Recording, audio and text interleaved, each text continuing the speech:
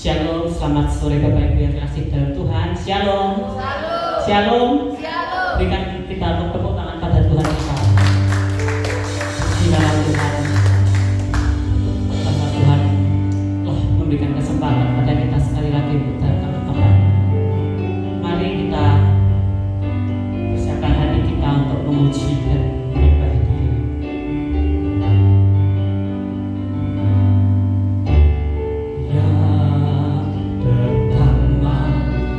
Dalam hidup ini meninggikan nama Yesus, yang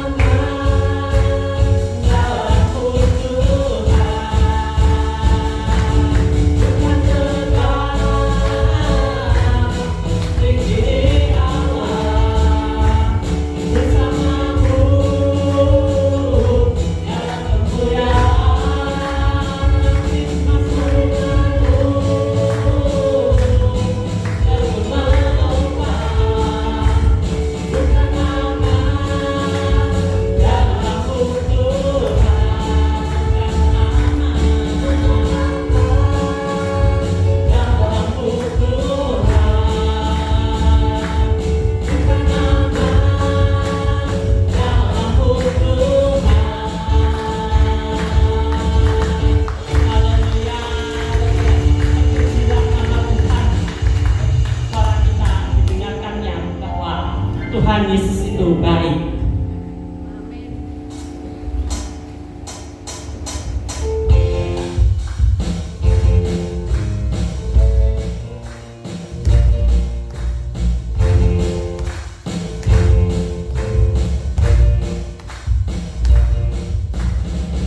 Terpujilah nama-Mu Tuhan,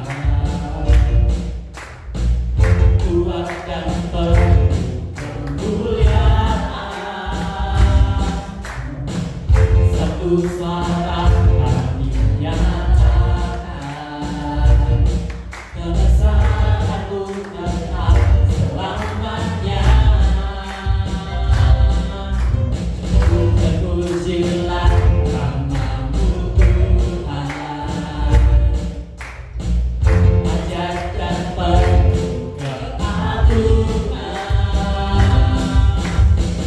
Satu hati kami nyatakan,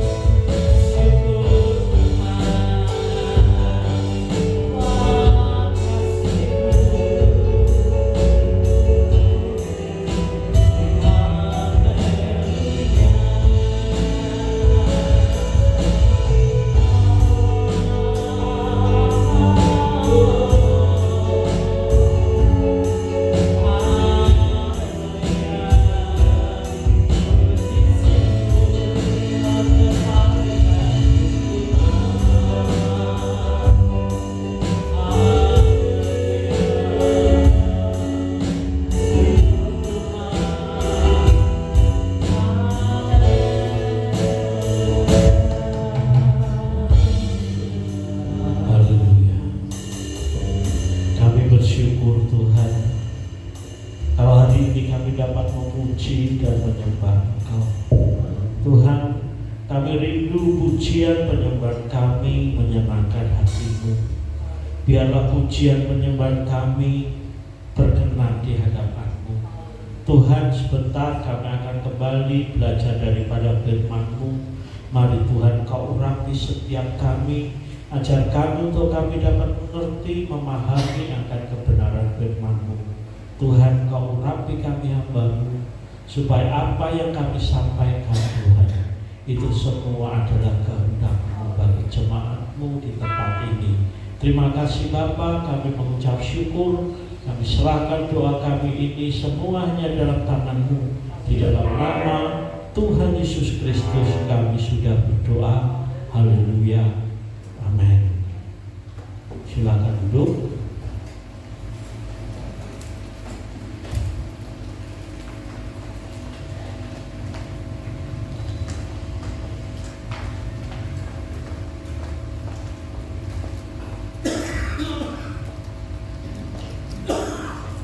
Shalom. Shalom. Puji Tuhan, saudara-saudara, kalau sore hari ini kita bisa bersama-sama kembali. Ya saudara, gak biasa ya kita ibadah sore. Ya kita ibadah sore itu bisa dikatakan tuh setahun sekali saudara. Ya setahun sekali kita ibadah sore hari, karena biasanya dalam setahun ya ketika memperingati hari kemerdekaan ya kita Kampung Mangkujaya ini diadakan jalan santai ya, jadi kita ikutan jadwalnya berubah sore saudara. Tapi nggak apa-apa, pagi sore sama saja. Amin saudara. Selama kita memuji Tuhan dengan sungguh-sungguh. Dan saudara yang dikasih Tuhan, mari kita bersama-sama akan belajar daripada firman Tuhan. Kita akan buka langsung Alkitab kita di dalam Roma pasal 8 ayat 37. Surat Roma pasal yang ke-8 ayat 37.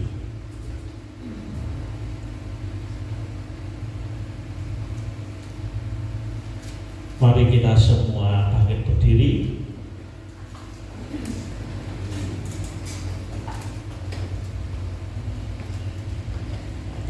Kita akan baca bersama-sama ayat firman Tuhan ini.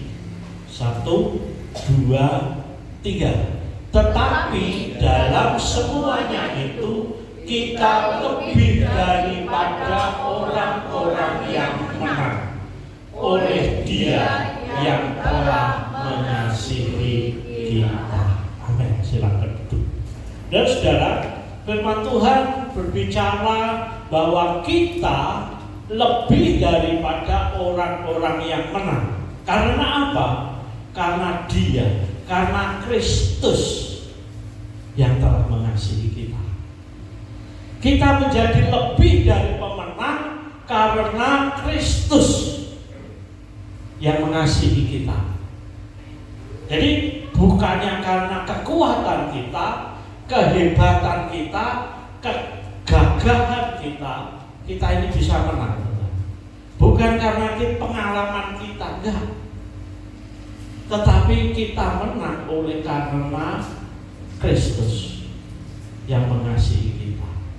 Dan saudara, kalau kita berbicara tentang Kristus,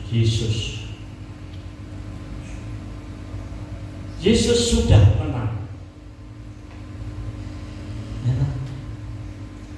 Kemenangan Kristus tidak seperti kemenangan yang di dunia ini, saudara.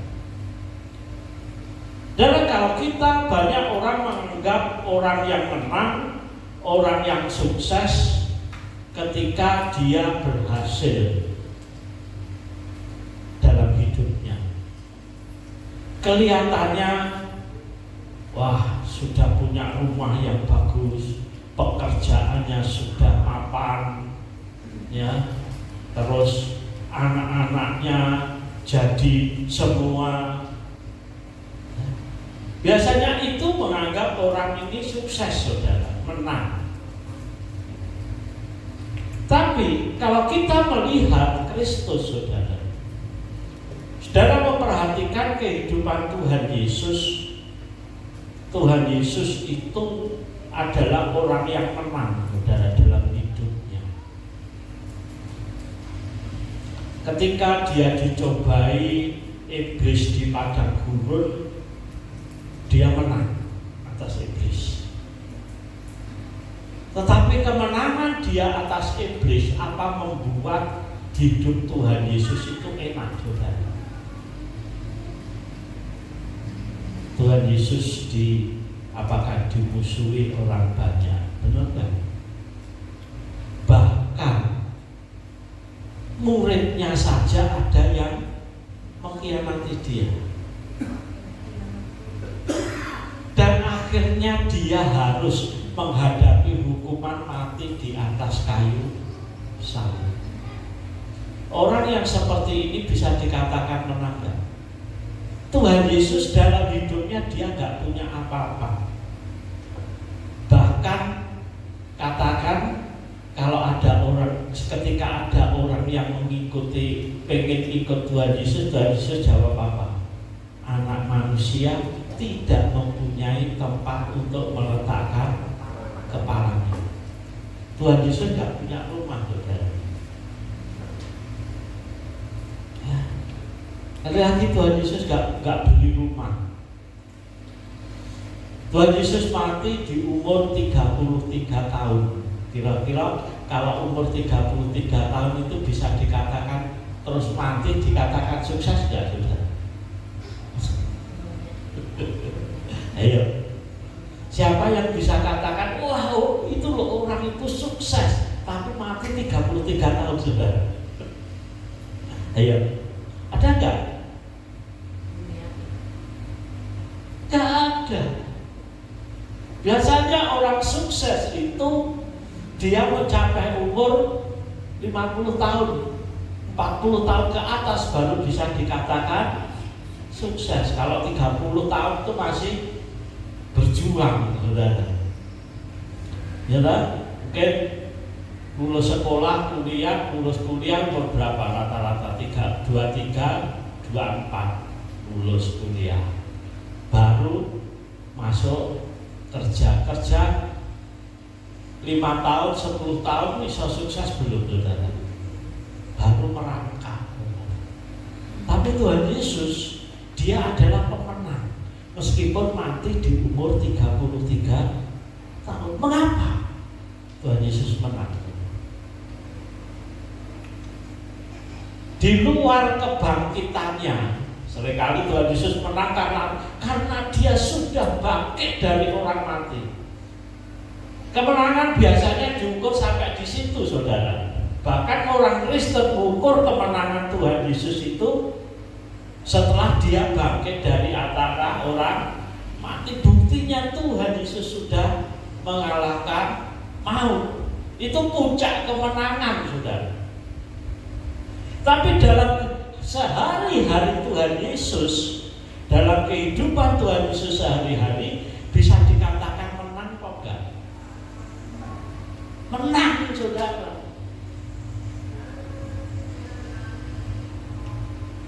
Tuhan Yesus menang dalam kehidupannya sehari-hari.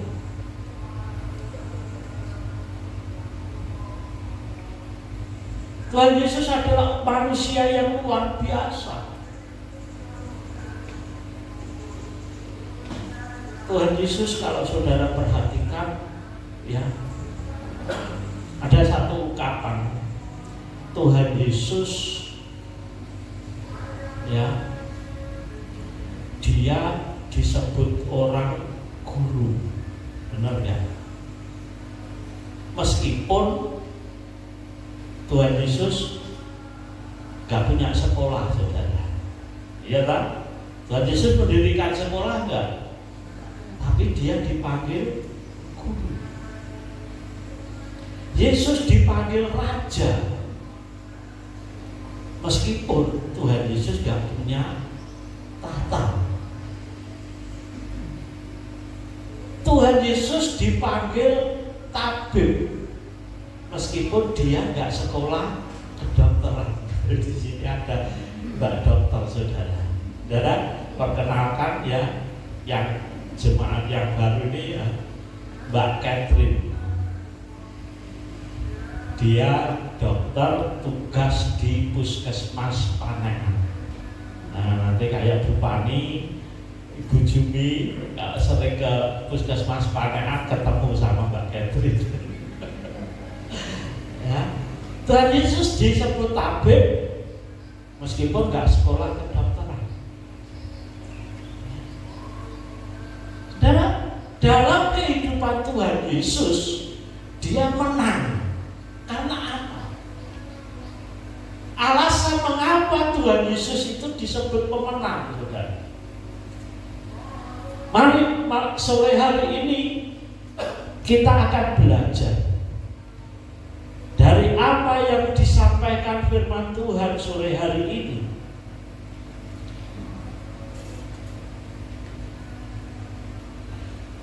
Ya. Ketika kita mempelajari kehidupan Tuhan Yesus, dia adalah seorang pemenang. Kita akan buka Alkitab kita di dalam 2 Korintus pasal 2 ayat yang ke-14.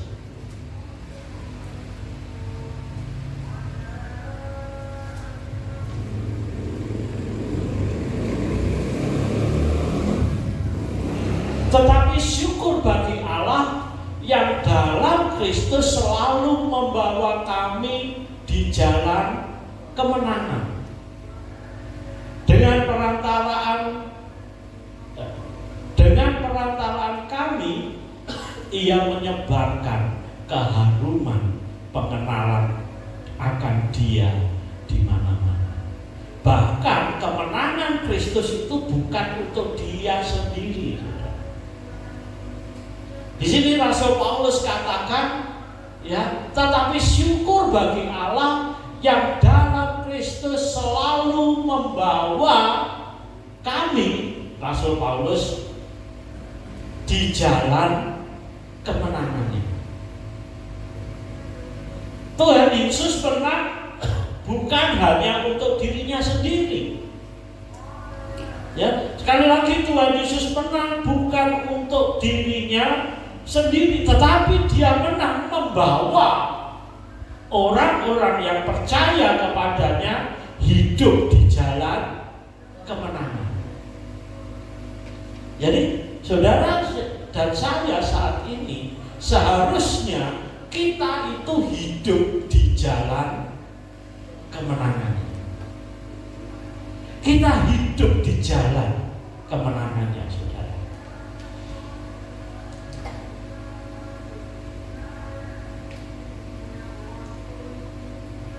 Kemenangan Tuhan Yesus itu letaknya di mana, saudara?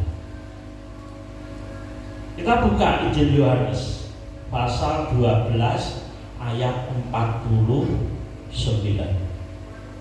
Injil Yohanes 12 ayat 49. Sebab aku berkata-kata bukan dari diriku, sendiri, tetapi Bapa yang mengutus aku. Dialah yang memerintahkan aku untuk mengatakan apa yang harus kukatakan dan aku sampaikan. Jadi kemenangan Tuhan Yesus itu apa? Memperkatakan firman Tuhan. Ya.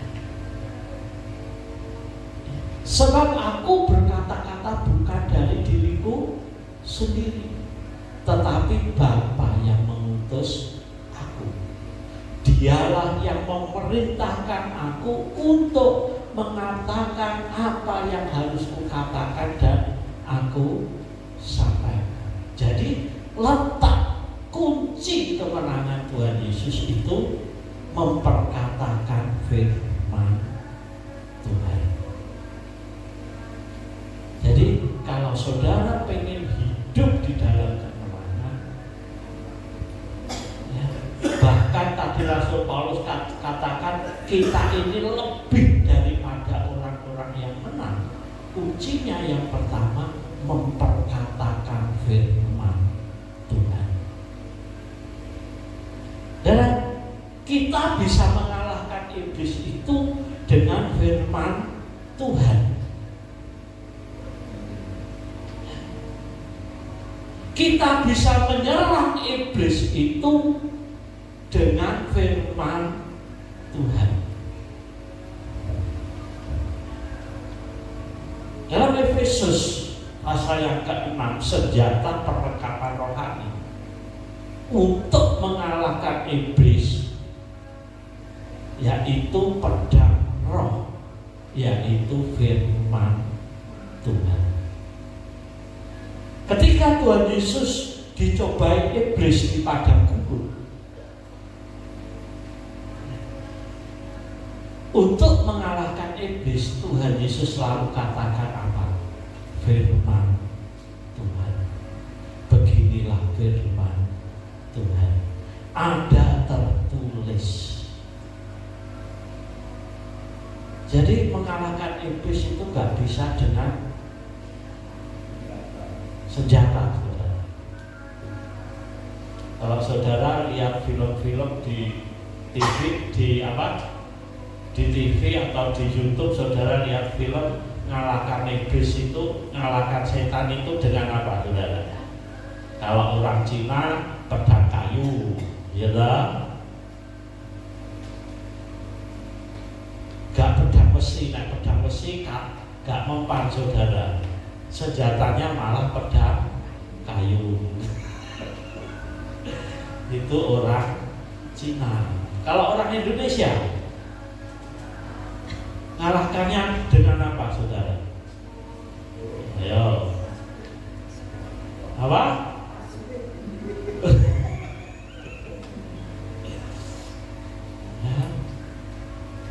Ya, setannya Indonesia kalahin karo apa? Gak ono sing ngerti ya.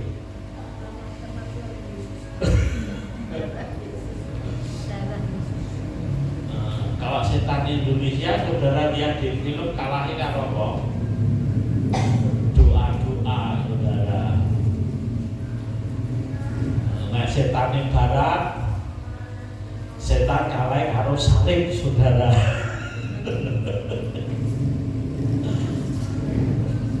Betulnya bukan itu semua, saudara. Setan itu cuma bisa kalah oleh firman Tuhan. Maka dari itu kita harus belajar firman Tuhan, sehingga ketika menyerang iblis itu pas sasarannya. Saudara perhatikan, 3 kali Tuhan Yesus dicobai di padang gurun.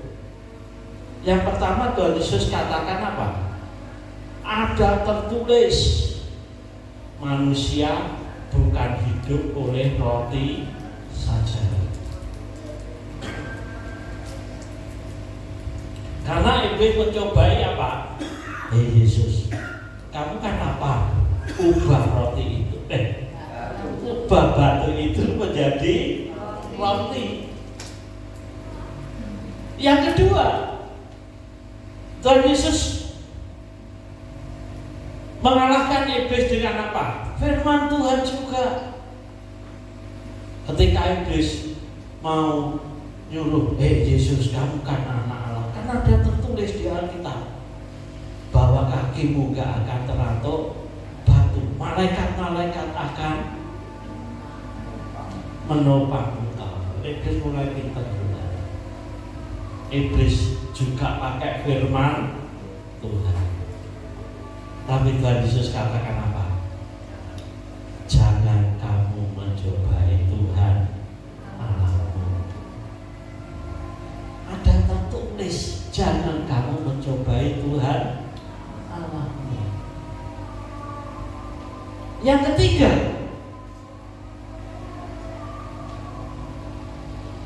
iblis katakan kepada Tuhan Yesus apa? Kalau kamu mau menyembahku, seluruh dunia ini aku berikan kepadamu. Tapi Tuhan Yesus katakan, ada firman Tuhan tertulis, kamu hanya boleh menyembah Tuhan Allahmu saja. Terus iblisnya lari.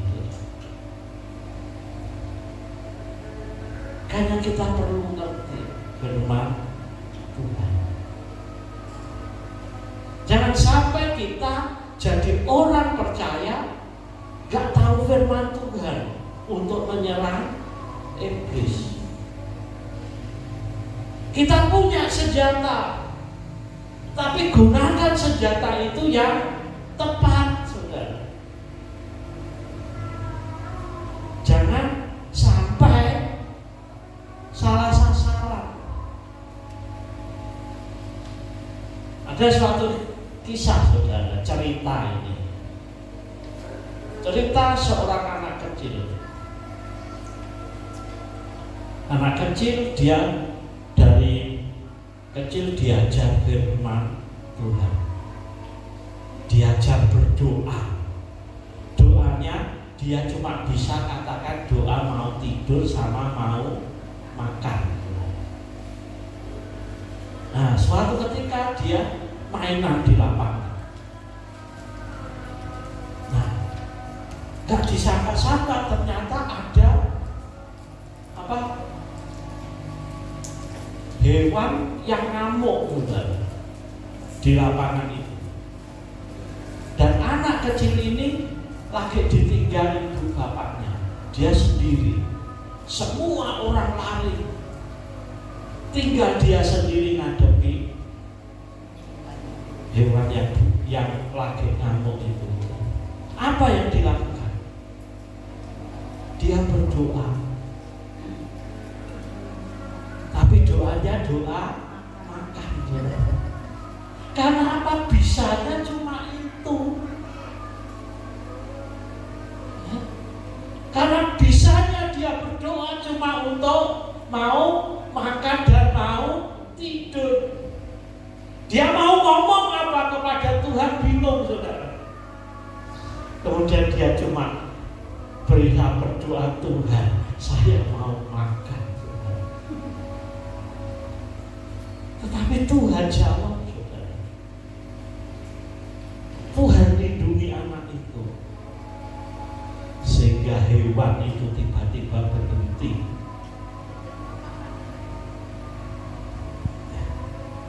Ini anak-anak wajar. Kalau saudara kira-kira piye, saudara?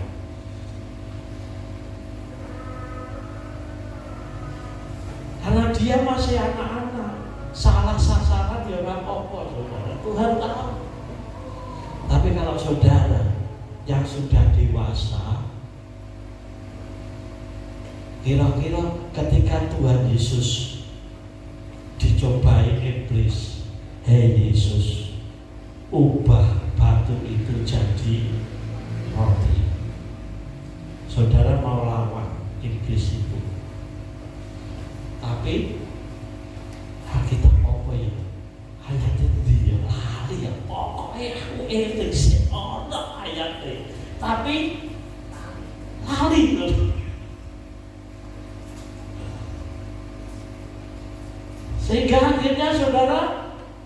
Kalahkan iblisnya dengan ngawur, saudara. Kira-kira, nah terus saudara jawab, ada firman Tuhan, jangan kamu mencobai Tuhan Allahmu. Kira-kira gaduh, saudara. Sasarannya tepat enggak, saudara? Makanya kita harus belajar firman. Sebab firman itu memberi kekuatan. Ini loh firman yang hidup itu, saudara. Ketika saudara memahami firman Tuhan, saudara akan memiliki kekuatan yang besar. Saudara akan mengalami kuasa daripada firman. Sekarang ini saudara sudah ikut Tuhan Yesus, sudah jadi orang Kristen pirasuwe. Berapa banyak firman yang saudara hafal? Iya. Berapa banyak saudara bisa ngerti firman Tuhan? Sehingga ketika iblis mau menyerang, kita bisa lawan. Lawanlah iblis itu. Sebab iblis itu musuhnya orang percaya, saudara. Seringkali saya katakan iblis itu musuh. Cuma orang Kristen yang katakan iblis itu musuh, setan itu musuh. Di agama-agama lain nggak ada yang anggap iblis itu musuh.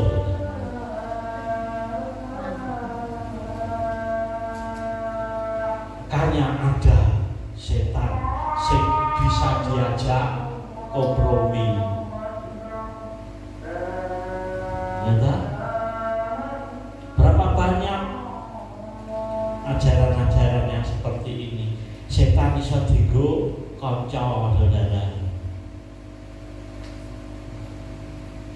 Firman Tuhan katakan iblis itu musuh kita. Iblis itu cuma menipu.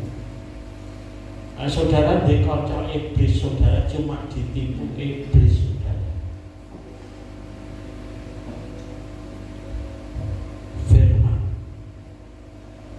kuasa firman itu yang membuat kita bisa menang. Tuhan Yesus mengatakan apa yang diperintahkan Bapa untuk mengatakannya. Sebab dari firman itu, dalam Roma katakan, ketika kita mendengar firman, maka timbul iman kita. Iman timbul karena mendengar akan firman Tuhan. Ketika saudara dengar firman itu, iman saudara muncul semakin kuat. Ketika saudara semakin kuat,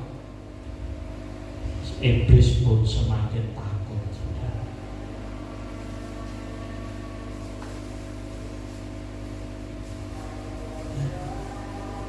Kalau kita mau meneladani Tuhan Yesus yang membawa kita ke jalan kemenangan, kita akan menang hidup oleh firman, memperkatakan firman Tuhan, sehingga iman kita semakin kuat. Aku gak takut ketika ngadepi persoalan. Kita bisa katakan firman Tuhan katakan, aku tidak takut, aku tidak khawatir. Karena apa? Firman Tuhan katakan jangan kamu khawatir, jangan kamu takut. Inilah kemenangan kita. Karena itu buat orang percaya, ya, buat orang percaya kalau nggak ngerti firman Tuhan rugi. Hanya baca tiap hari, renungkan firman itu siang dan malam, supaya Pak firman itu nggak jauh dari kita, supaya firman itu nggak jauh dari kita. Kita dapat mengatasi musuh kita, persoalan kita, musuh utama kita iblis, saudara. Setan itu musuh utama kita. Dan saudara sudah diberi kemenangan.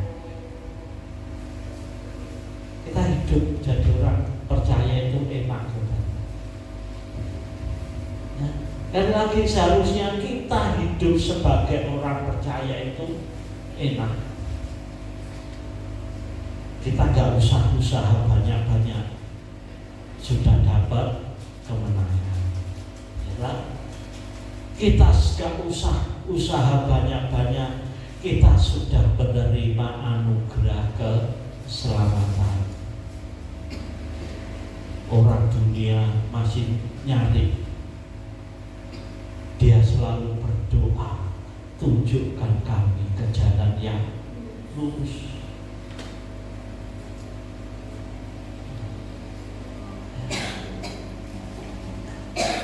Saya ingat, ya, ulama Saiful Karim di TikTok saya sempat lihat, saudara. Dia katakan apa? Kita ini selalu tiap hari berdoa, tunjukkan kami ke jalan yang lurus. Artinya apa? Artinya kita ini belum hidup di jalan yang lurus. Kalau kita sudah hidup di jalan yang lurus, mengapa kita masih minta ditunjukkan? Karena aneh. Artinya kita belum hidup di jalan yang lurus. Kalau kita beda, doanya gak tunjukkan lah. Seharusnya saudara berdoanya gimana? Pimpin kami di jalan yang lurus. Ya, beda lah saudara. Kalau dipimpin berarti kita sudah hidup di jalan yang benar. Kalau tunjukkan berarti saudara belum ada di situ. Saudara masih ada di luar, saudara masih nyari. Tolong saya tunjukkan rumahnya Mas Christian itu di mana. Kalau kita nggak pintar bisa kesasar, saudara. Kalau saya pergi ke rumahnya Christian, Mas Christian, kalau masuknya lewat jalan yang timur mesti bingung, saudara. Berkali-kali padahal. Kalau lewat sebelah timur itu mesti bingung, saudara saya. Wes tak eling-eling ya keblaso. Tapi kalau lewat jalan yang barat bisa langsung, saudara. Tapi kalau pulangnya bisa langsung, saudara, boleh. Tapi kalau menuju ke rumahnya mesti bingung. Sering kali bingung. Salah kalau benernya kayak salah itu kan. Saya harusnya minggu, aku saya lurus. Padahal wis tak eling-eling, wis tak hati-hati. Oh, minggu saya tekor bayar butuh. Harusnya beloknya yang sebelah. Kita sudah hidup di jalan kemenangan. 2 Korintus tadi katakan, kita sudah hidup di jalan kemenangan, dan kemenangan itu sudah miliki. Kita lebih daripada orang-orang yang menang. Kalau lebih daripada orang orang-orang yang menang artinya apa? Saudara nggak punya lapak. Mengapa banyak orang Kristen masih ketika ngadepi masalah masih loyo, masih nangis teriak, Tuhan tolong saya.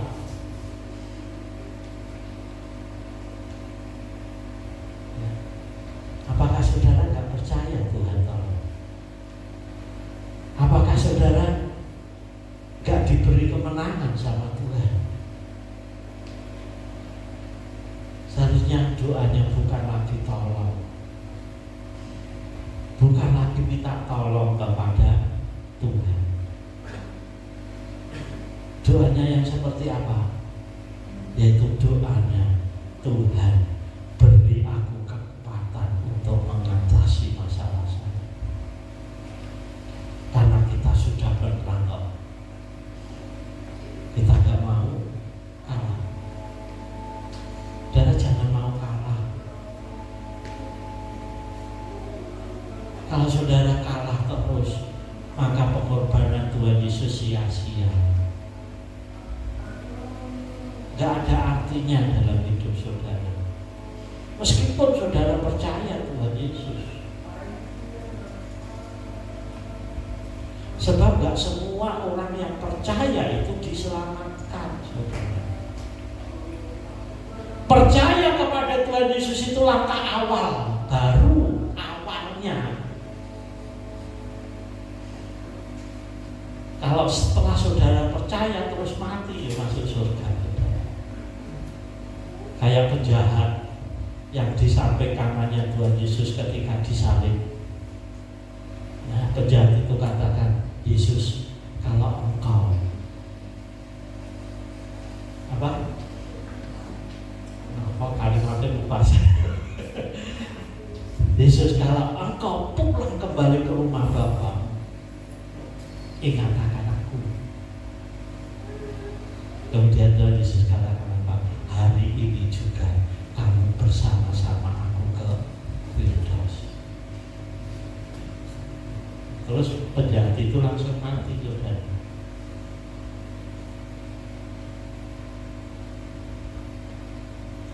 Jadi percaya kepada Tuhan Yesus, menerima anugerah Kristus, keselamatan itu baru langkah awal.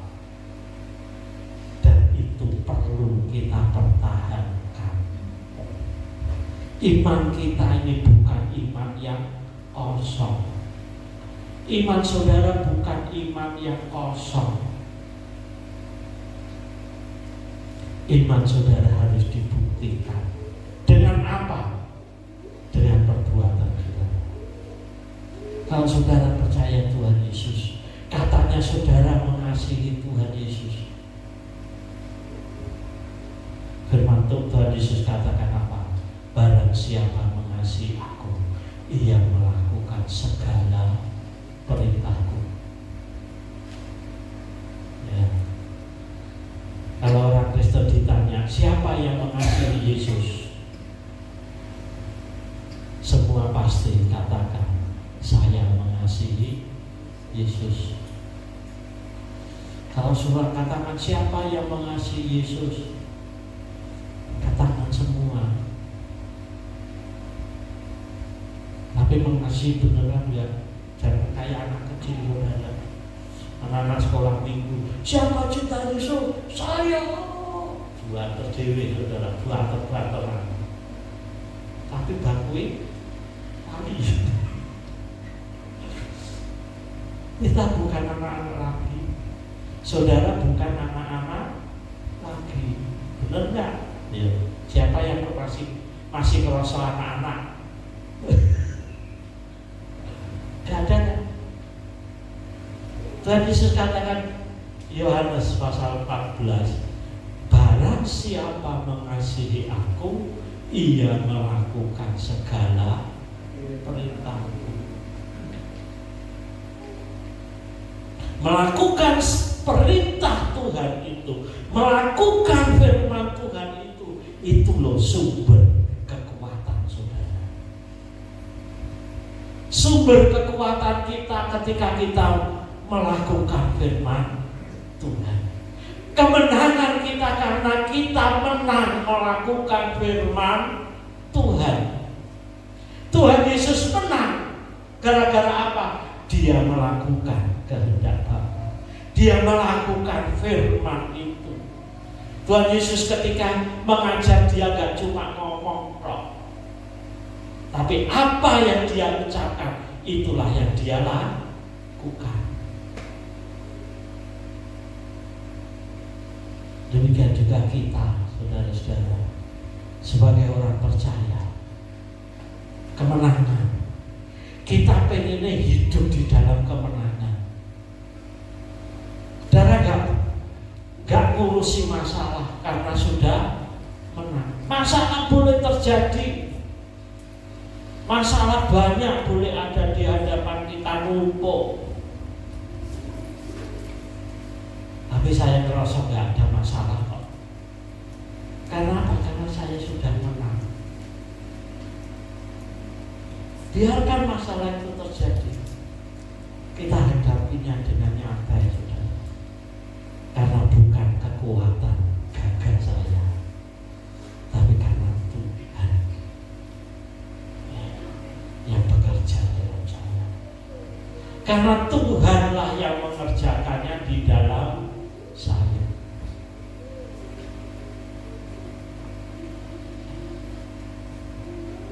Jadi kita sebagai orang percaya, saudara, seharusnya hidup ini penuh sukacita. Sudah seharusnya hidup ini damai sejahtera. Gak ada takut, gak ada khawatir. Setan gak mempan, saudara. Persoalan-persoalan gak mempan. Firman Tuhan janji apa? Pencobaan-pencobaan yang kamu alami tidak melebihi kekuatanmu.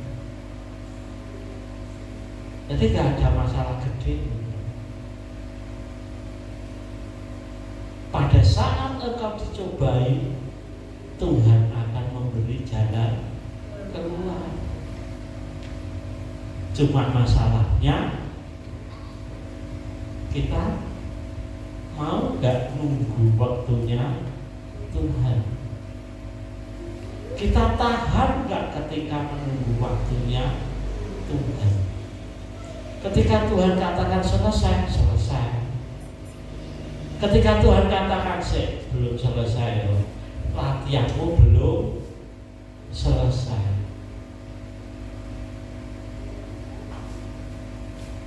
Ketika Tuhan katakan latihanmu belum selesai, ya kita tahan, sabar, nunggu. Tapi gak usah khawatir, gak usah takut. Kira-kira anak sekolah ya, pas ngadepi ujian itu wedi wae.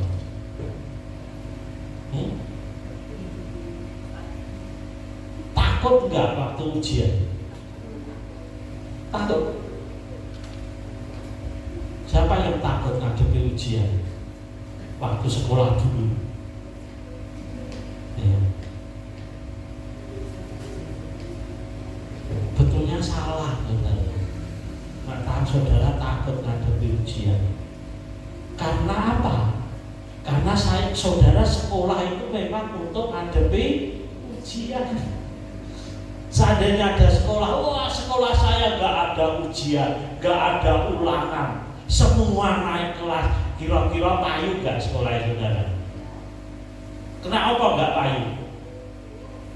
Sekolah ini tenang, bukan? Di sekolah saya tanpa ujian, yang penting masuk sekolah.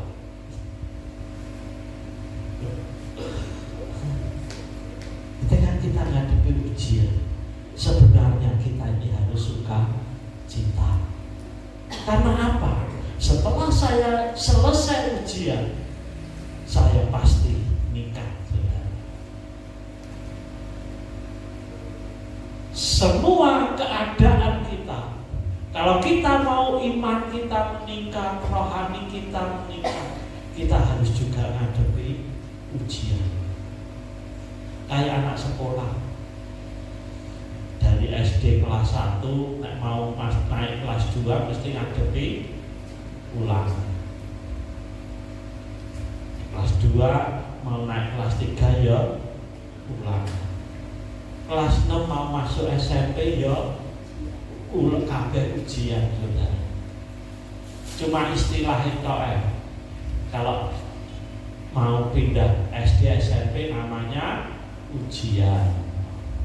Kalau dari kelas 1 ke kelas 2 namanya ulangan. Padahal soalnya ya sama, ngadepi soal semua, saudara. Demikian juga kita. Kalau saudara saat ini ngadepi ujian, yang saudara nantikan, aku naik lulus terus naik tingkat. Ketika saya lulus, saya harus naik tingkat. Iman saya harus naik, rohani saya harus naik. Saya semakin mengenal Tuhan saya. Karena kenal Tuhan yang Tuhan, menurut saudara Tuhan kita itu yang seperti apa? Apakah Tuhan kita sama dengan yang di luar sana? Tingkat pengenalan saudara akan Tuhan mempengaruhi kuasa Tuhan yang terjadi dalam hidup saudara. Makanya firman Tuhan katakan kita ini harus bertumbuh, ya, berakar, bertumbuh dalam pengenalan akan Tuhan. Berakar itu ke dalam, ya kan? Nah, bertumbuh itu ke luar. Nah, cuma berakar tok, gak bertumbuh, gak normal, saudara. Benar gak? Jangan senang jadi orang Kristen itu kayak bonsai. Saudara tahu bonsai? Bonsai wis 50 tahun sik cilik, saudara. Bonsai 20 tahun sik cilik. Saudara mau nggak jadi bonsai? Sudah 40 tahun saya percaya Yesus, imannya masih kecil, rohaninya anak-anak, imannya senengannya mendengar firman itu sing enak-enak, diberkati, seneng. Firman Tuhan berbicara berkat, amin, puji Tuhan, seneng. Tapi ketika firman Tuhan membersihkan hidup saudara, dimulai ngerintik, dimulai firman Tuhan yang mulai, berarti mulai siap kalau aku. Kita bertumbuh oleh pengenalan akan firman Tuhan. Kita menangkap, kita mengenal firman Tuhan. Jadilah pemenang-pemenang. Karena kita lebih dari orang yang menang. Amin. Saya minta pemain musik untuk maju ke depan. Kita lebih daripada orang-orang yang menang. Mari kita semua bangkit berdiri.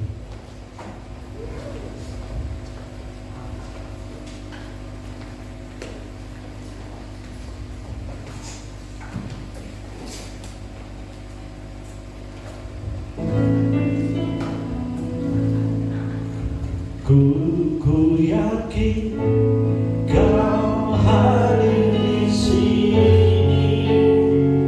Ku rasakan kuasa yang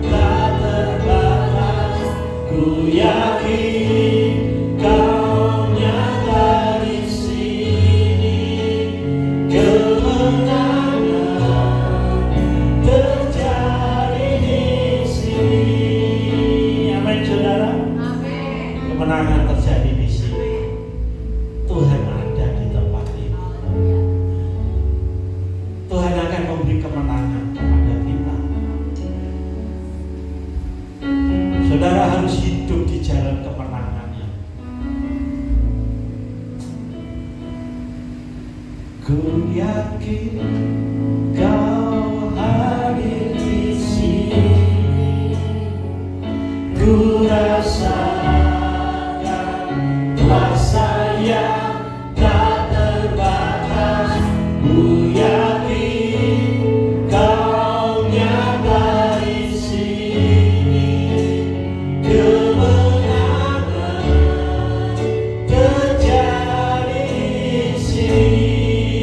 terjadi di sini.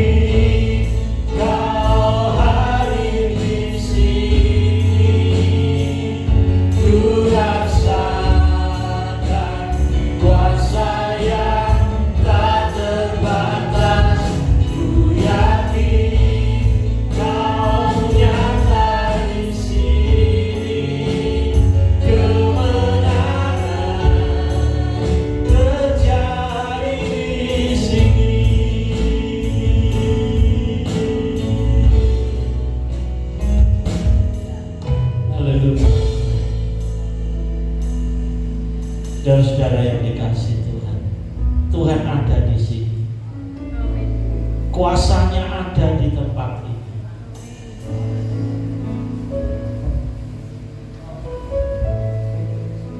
Kita harus percaya, kita menang.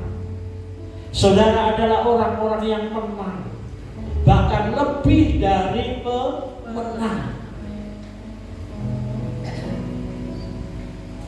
Sehingga setiap masalah yang kita hadapi gak akan mempengaruhi kita, gak akan mempengaruhi kehidupan saudara. Saudara akan dapat merasakan kuasa Allah terjadi dalam hidup kita. Percaya, yakin. Haleluya Tuhan. Kami bersyukur Tuhan. Kami bersyukur kalau Engkau memberi kemenangan kepada kami. Dan kami nyatakan saat ini Tuhan, kami adalah orang-orang yang menang. Setiap masalah yang kami hadapi, semuanya akan berlalu. Meskipun dunia katakan susah, sulit, tapi itu semua akan berlalu. Karena kemenangan daripadamu menguasai kami. Kemenangan daripadamu memberi kekuatan kepada kami untuk kami dapat menang. Terima kasih Bapak. Ku yakin Kau hadir di sini, ku rasakan kuasa yang tak terbatas.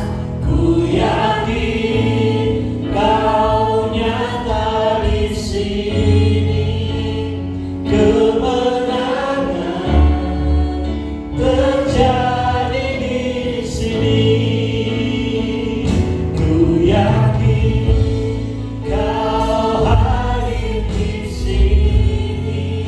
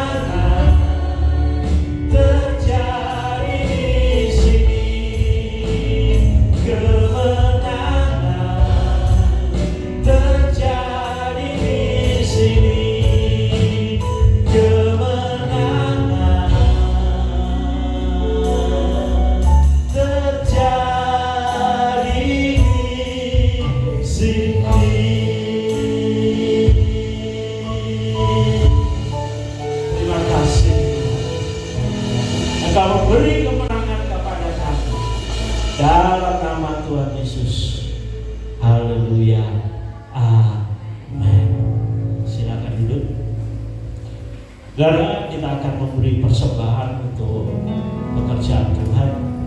Persembahan pagi hari ini yang pertama,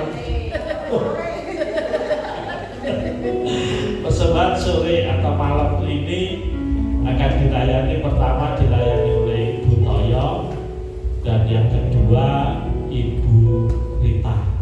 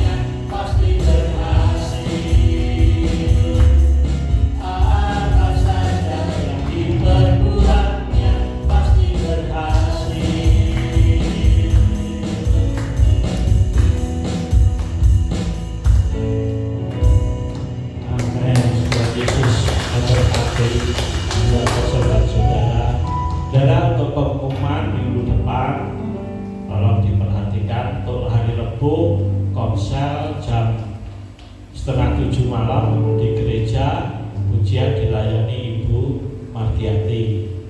Untuk Kamis komsel 2 jam 18 atau jam 6 di rumah Bapak Supani, pujian dilayani oleh Ibu Jumi. Untuk Jumat jam 8 malam, jam 20 misbah doa online. Ya, saya harap untuk lebih banyak yang ikuti, saudara. Nah, sebab selama ini yang ikuti online itu cuma sekitar 5 atau 6 orang, saudara. Nah, saya harap saudara dapat mempersiapkan diri dengan mempersiapkan waktu untuk ikut ambil bagian dalam misbah doa. Untuk hari Sabtu latihan jam 6 sore. Hari Minggu, besok hari Minggu ibadah kembali lagi seperti biasa jam 8. Ya, jangan pikir wah sore. Nah, seperti biasa jam 8 disertai dengan perjamuan kudus. Leader Ibu Frida, singer Mbak Nina dan Ibu Ana. Musik Bapak Wito, drum, bass Mas Rian, gitar Mas Christian, Ibon Brian. Kita akan akhiri ibadah kita malam hari ini. Mari kita semua bangkit berdiri.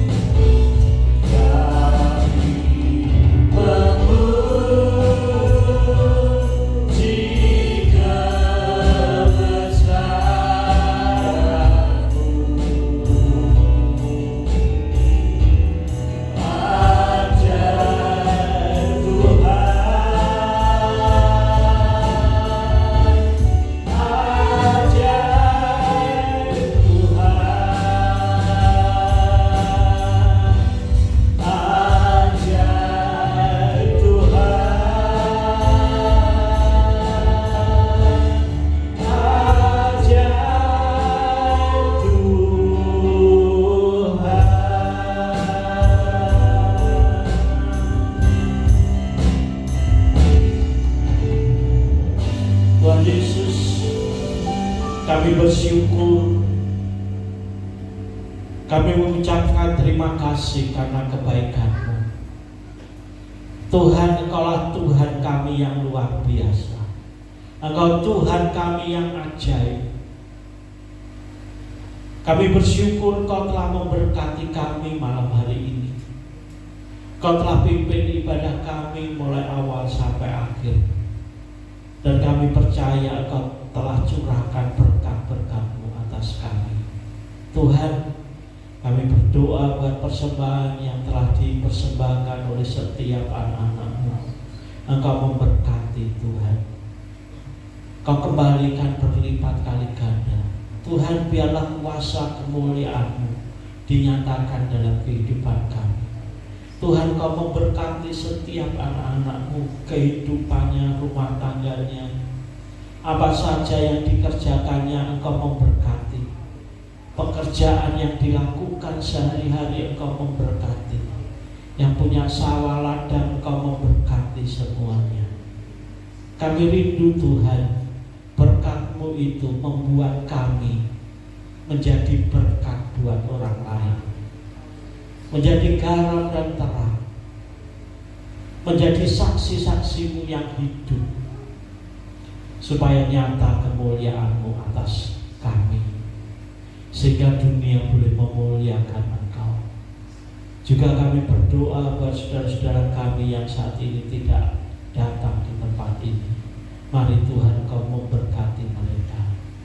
Kau nyatakan kuasa-Mu, beri kemenangan Tuhan, untuk mereka dapat kembali bersama-sama kami beribadah kepada-Mu. Terima kasih Tuhan. Juga kalau sebentar kami akan pulang ke rumah kami masing-masing, kami serahkan perjalanan kami ke dalam tangan-Mu. Biarlah perlindungan, penyertaan-Mu tetap selalu menyertai, sehingga kami dapat pulang sampai di rumah dengan selamat-Mu. Terima kasih Bapa, terima kasih. Saudara, angkat tangan saudara. Haleluya.